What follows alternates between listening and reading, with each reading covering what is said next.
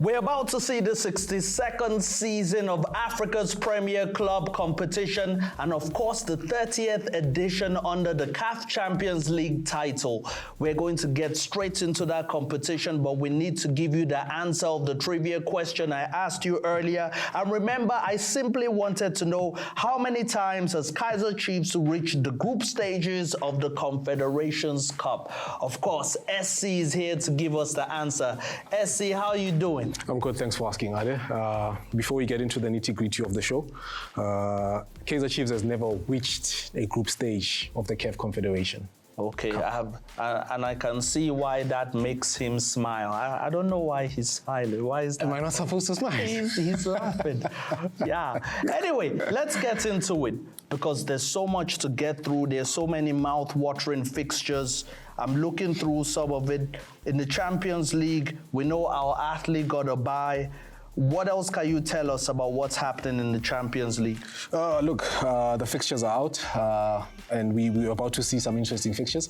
And of course, already they have started already, and you're going to see an APR versus a Pyramids. And of course, in our previous shows, we did address the question of why is Pyramids playing the prelim stages, instead of going through. Going through automatically. So why is that though? Remember, they didn't accumulate enough points for the 4-year cycle for the CAF Champions League, the way CAF runs it. So they have to go through that space. And in the next coming one, they will be able to go through. So with this one, they have to play their preliminary So it was only our Ahly and Mamelodi Sundowns that got buys. Only the two teams. Is that fair to you though? Look, to overrun the conversation, I would say it is fair. If you look at how Sundowns has fed, Al Ahly, team of the century, they've done enough, to be in the space. And I think Sundowns also have raised their hand to be in that space as well. Yes, I mean, the giant clubs of Africa are definitely coming with more ammunition for this new season of the Champions League.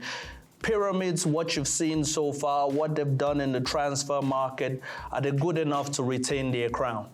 That's a good question and a difficult one to answer. Or too early to ask? Yeah, definitely too early to ask. The CAF Champions League, it's quite a difficult space to be in. It's quite a difficult competition to play. And if you look at a team like Al Ahly, they know how to win this. So for me to say Pyramids will retain it, they would have to be in the mode of Al Ahly because Al Ahly has been a team that has been able to do that. But for me, I don't see that happening. Let's wait and see if they can get through these stages. And once they are through to the group stages, then we can start talking about how are they going to fare in this competition. Yes. But ideally, you did say they've done well so far. They still retain some of their best players like Fiston Mayele. They've brought in players in Walid El Karti. You look at the midfield, the Burkina, Platini is in the team as well. So they're still stable.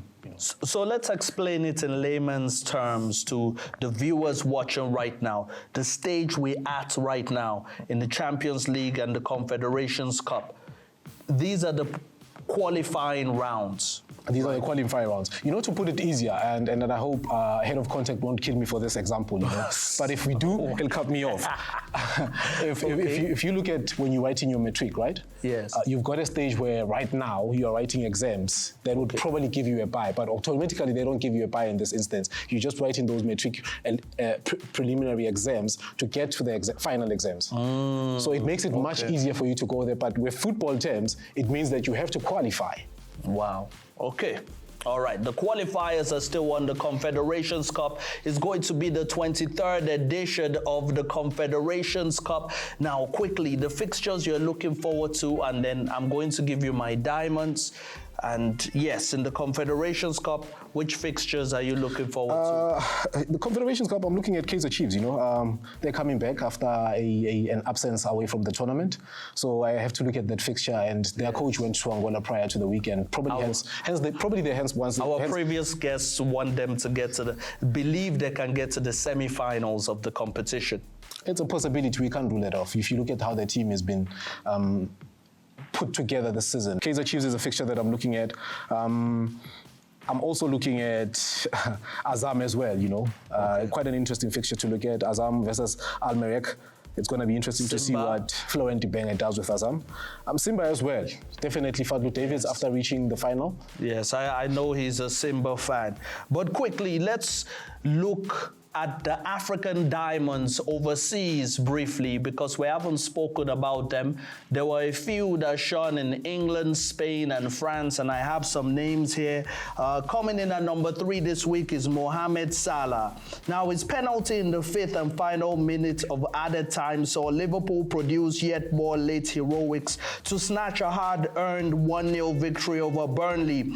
The Egyptian king denied the home side a deserved points as the Reds maintained their momentum at the top of the English Premier League. At number 2 this week is Nabil Bentaleb. VAR would be at the rescue again for Lille when it spotted a handball in the box, and the Algerian came on as a substitute and grabbed the headlines after a special moment of the match. The 30-year-old North African grabbed the ball and after a lengthy wait, leveled the scores from the spot. Lille eventually won the game. Coming in at number 1, can I get a drum roll, please, is Nicolas Pépé. Mikel Arteta, are you watching? The Ivorian was recently named La Liga's Player of the Month for August. His month by numbers: 11 chances created, 7 shots on target, 6 successful take-ons, 2 goals and 1 assist. He is the first Villarreal player to win the award since Nicholas Jackson in May 2023. You're looking at me like I left out someone. Who? No, not entirely, no. Andre Onana. We're not going to talk about Andre Onana. I'm not gonna walk away from what you're just saying without saying beautiful diamonds too, of course. But for me, I look at what is happening within the continent. I look at the COSAFA Cup, the under-17. I think we've watched amazing football. And if you look at the future stars of the continent, they're in good hands. For me, I've got players such as Mpoma Lepe, who plays for Sundowns. Yeah. What a prolific midfielder. Left footer, good in terms of coming in. I've got a boy called Petro, António, scores 5 goals against Mauritius in the COSAFA qualifiers. He plays for Angola. So if you look at those kind of guys, those are future stars. And also you've got a guy called Kelvin Chiprilo, plays for Zambia as well. Okay. Amazing players to see. Midfielder has been influential for Chiprilo, the young Chiprilo offensive line, scoring 2 goals in the tournament. So if you look at that, these are quite good players for the future in the continent. All right, SC, let's do this again sometime. And to the viewers watching at home, well, I hope you enjoyed this show as much as we enjoyed bringing it to you. I just have to end this show by taking my hat off for Orlando Pirates making it 4 in a row. The likes of Apollos and Rayleigh really impressed me in that MTN 8 final.